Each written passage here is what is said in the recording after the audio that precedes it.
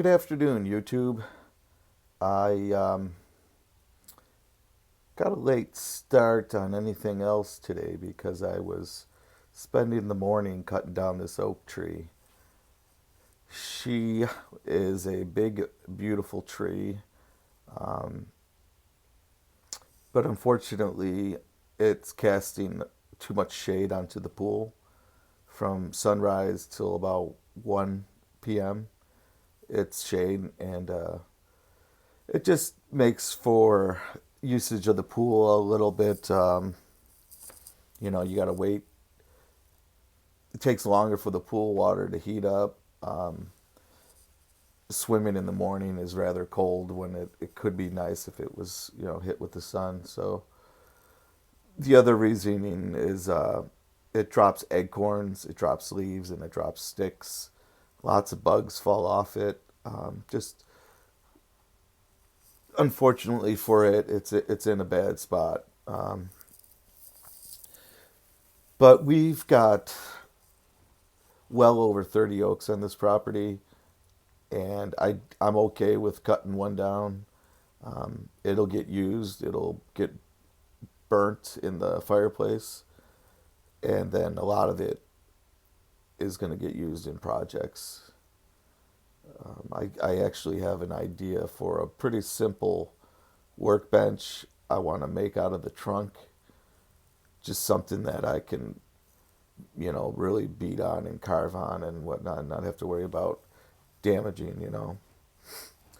So I had measured everything out. A couple areas that I'm trying to stay away from are the pool to the right. I got a fence on the back left side, and in the forefront, which and you can't see, but in the forefront, nearly above where the camera is an overhead power line going back to the barn. It's really out of the way. It's insignificant. I'm alert that it's there, but it's out of the direction in which I'm falling completely. And I would have to make a really, really, really bad mistake to even get it to go that way and hit that wire. So I feel pretty good. I'm just going to take my time and make a really good face cut and get it lined up where I want it to be. Um, Probably taking the most time on your face cut and lining up the position on where you drop is, I mean, that's probably the prudent way to go. I know I did. I summed it up a couple, three times, and I felt pretty confident, and so I went to it. So I do the face cut, and then I do an up cut. A lot of people do the down cut into the face cut, and I do an up cut. And I don't. The only reason I do it is it clears more of the wood out than a down cut does. So if you make the down cut 45, you could have the tree tipping, and it gets to the stump point, which is your flat point, and it's got to ride that to the ground, and it can send the trunk into the air, it can send it rolling right or left. So I just do away with that whole equation, and I cut it upcut at the bottom, and when it hinges over, it's almost on the ground before it comes off the stump. And it does come off the stump. It doesn't get hung up or anything. You'll see it just slides right off. Real nice and slick. I prefer it. But the other thing I do multiple plunge cuts on the hinge. So I come in from both sides and just widen it up, clearing things out. I want to give myself the clearest path for the tree to hinge on without any debris, because that's how you get it to fall where you want it. If things are in there and they're going to block the path of the tree falling halfway down, it's going to roll to the right or the left, or it's going to springboard into the air.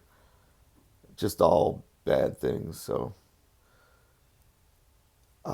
this oak, it was really killing me. I had just sharpened this chain, and what you don't notice is that on the front there, I was cutting and I hit like a nail or something that was in there, like right in the beginning. And I looked at it and it looked like it was still going to cut. And it does still cut, but it wasn't, it was having a hard time with it, that's for sure.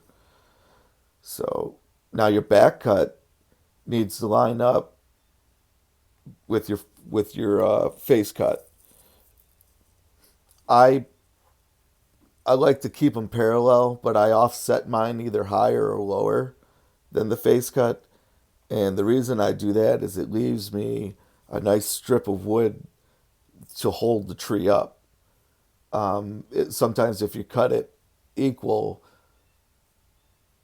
it'll snap on you when you're not ready for it. You know, it'll lean over when you're not ready. Um, I like to have a lot of control. That's why I use the wedges. You'll see me pounding in wedges. Um, and then what I do is I just slowly tap the wedges in, cut some, tap the wedges in, cut some. And I just kind of do that until I'm 100% sure she's going to go where I want it to. And that's kind of when I'll push the saw through the last little bit. And I'll explain what happens in this so you can watch for it when it falls. But as the tree's falling, I felt it was going to go a little too far to the left. And I quickly bang in the wedge that's on that side. And all it did was prevent it from falling more to the left. And it kept it more straight and more on the right hand side.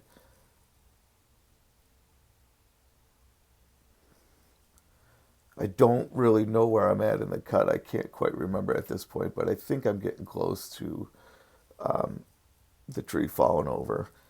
I had a The wedges were handmade. I just cut up a piece of 2x4 and I did a poor job on the angles.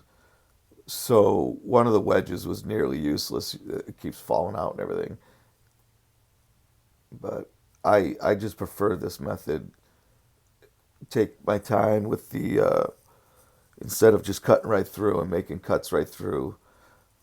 I always stick in a couple wedges, and it's going to save your bar at the very least. You know, for when the tree rolls over, it doesn't pinch anything.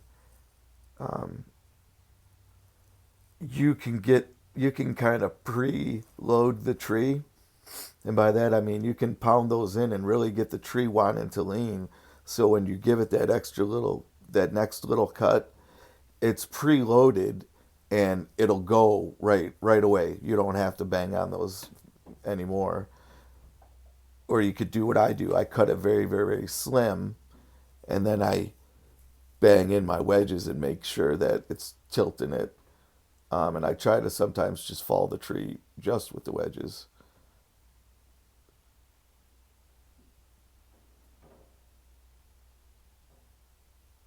You know, for what it's worth, tree cutting is dangerous.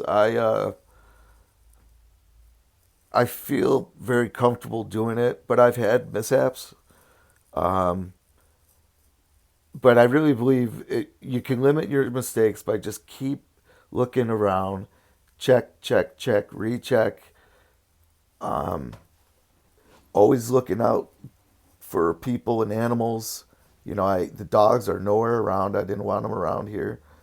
They'll come up after the tree falls down. But so as she goes, you'll see it kind of want to go a little to the left. I just bang in that side real fast, and it stops it from rolling that way.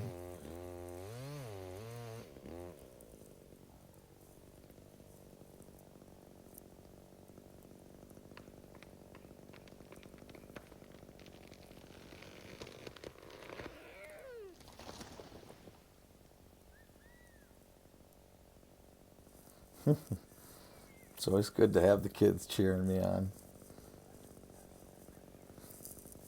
The kids and the dog come down and they check it out. They were up at the barn. Um, so this will sit here for a little bit.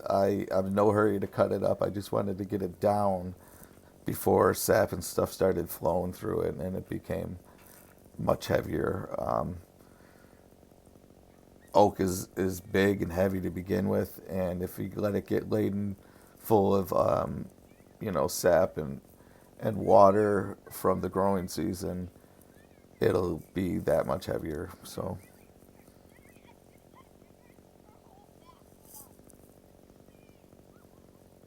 kids crack me up. They were out there all morning, and then even after lunch they were out there climbing all around. I don't know if you noticed what a small sliver of wood was left, and that's just how I like it. I mean, it snaps off clean. Even though my cuts were sloppy, it still just snapped off nice and clean, and it went exactly where I wanted it to go. So it's a win-win all around, I guess. Now I know I did another video here, and let's see if we can get to that.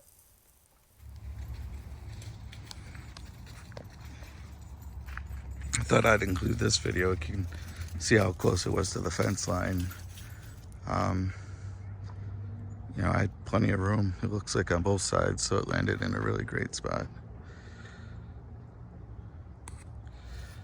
Nice.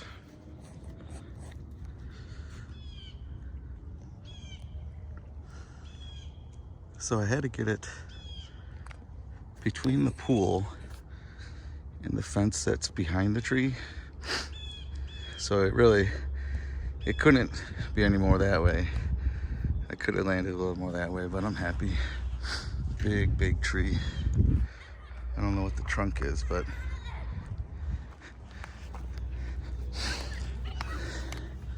the bar on my saw is 18 inches, so Wow, Dad. 18 inches plus It was funny because 16, I'm climbing it. Go for it, Gigi. I was just telling him how big the stump was. It's almost 3 feet across. It was kind of funny because you were still chopping away Yeah. while it fell. So I was about to yell, Dad, it's falling! And your reaction. Yeah. Well, that's that, folks. Thanks for joining me and watching. It's always fun taking on a big beast like this, and for me, I just enjoy this type of work all around. So, thanks again for watching. Please like, share, subscribe, or comment, and have a good day.